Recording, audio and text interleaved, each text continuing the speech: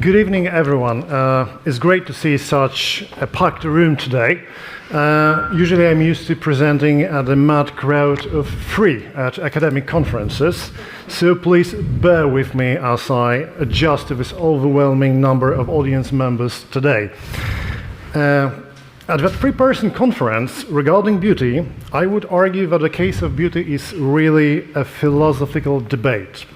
A debate between realism and idealism, and how do we perceive the reality of the world.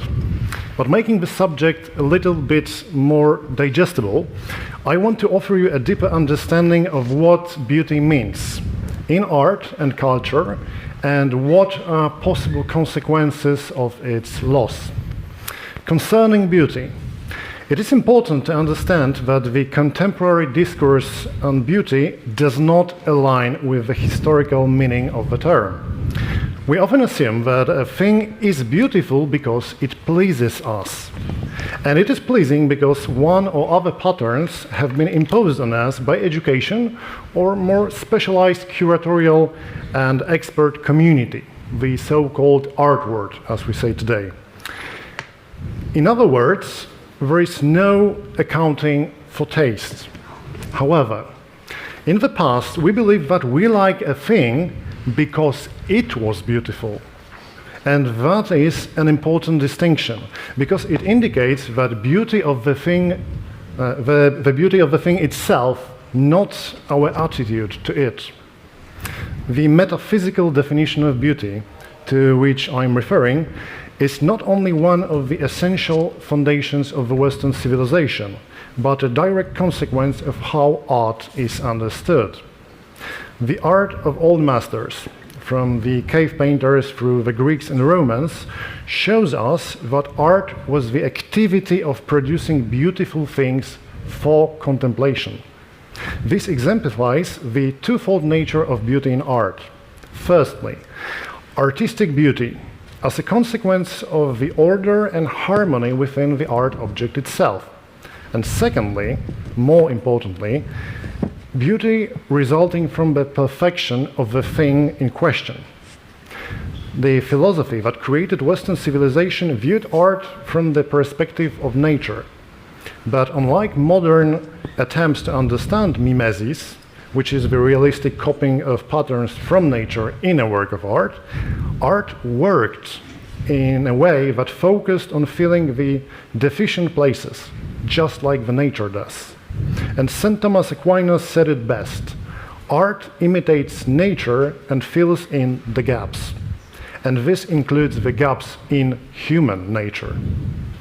Beauty, the purposeful reason of art, harnesses art and culture to the fundamental questions of civilization.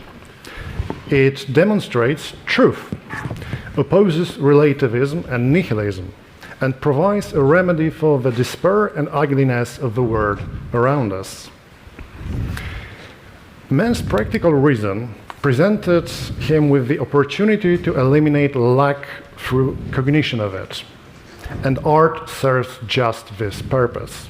It allows us to experience reality and view it in a way that transcends the empirical view of the everyday world.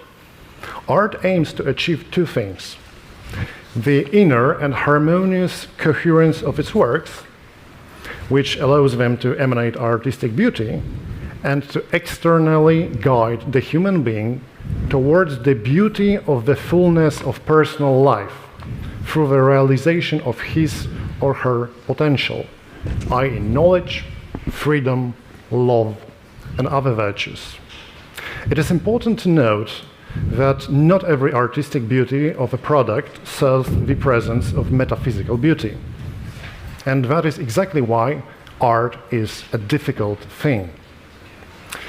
So what's the situation today regarding the value of beauty in Western civilization?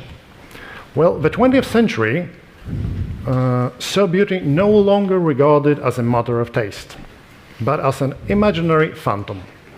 The shift in perspective led to a shift in focus for anti-art, anti-aesthetics, which pointed creativity as primary medium of art. This new approach aims to explore the ultimate essence of humanity: freedom. The thing is, when anti-art and anti-aesthetics talk about freedom, they are talking about absolute freedom. They want to free us from everything, including values, reason, work, and even Western civilization itself. It's interesting to see that many of those who are passionate about the new artistic ideology do not realize that just because something is anti-art or anti-aesthetic, anti-calistic, meaning opposing beauty, it does not automatically make it a culture creative fact. And because anti-art does not contribute to the development of culture, it has to have a negative impact on the civilization we have built. This is something we need to think about. It is clear that cutting art off from beauty and the irrational dimension has a devastating impact on the artist's ethos, artistic life, and brings cancellation to those who do not agree with the marginalization of artistic freedom and freedom of expression. The disconnection of art from beauty is among the foundation of postmodern philosophy's relativism and irrationalist attack on values of goodness and truth. This attack undermines the entire hierarchy of values. It not only invalidates the humanities, the human sciences which investigate the meaning and significance of human actions and creation, but also challenges the very cognition, cause, and purpose of human in Western civilization. And that is why beauty has to be considered in a wider philosophical perspective.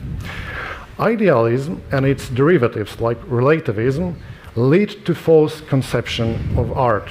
This results short-lived trends and works of art that fail to meet the standards of timeless ideas and human challenges. Socialist realism is a prime example of this. Unfortunately, these concepts feed on the destruction of Western civilization. They create certain tastes and discourage their audiences in searching for rational ones, leading to a general depravity of society. This, with the slogan of absolute freedom, ends in a moral permissiveness and the civilization of death. It is therefore essential to view art as the culmination product of civilization and to recognize that the challenges facing art and culture are not merely the expression of mad or a system of social engineering, but a symptom of the fundamental problems of civilization itself. Thank you.